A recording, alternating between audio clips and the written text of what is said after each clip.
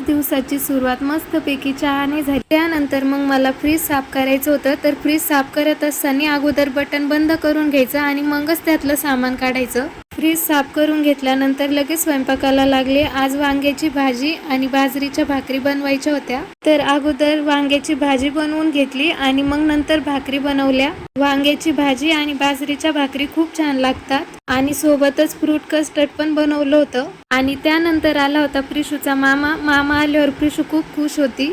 दुपारी आला होता तो, तर त्यामुळे त्याला शरबत बनवलं होतं। त्याला घरी जायच्या वेळेस त्याने प्रिशूला एक चक्कर मारून आणली होती गाडीवरती। नको जाऊ प्रिशू, तू राहणार नाही तिथं,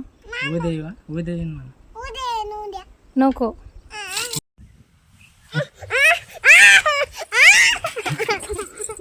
प्रिशू खूप मागं लागली होती त्याच्या, बराच वेळ रडत होती ती, पण ती रात्री राहणार नाही तिथं, त्यामुळे तिला पाठवलं नव्हतं। व्हिडिओ जर आवडला असेल तर लाईक करा, शेअर करा आणि चॅनलला सबस्क्राईब करा।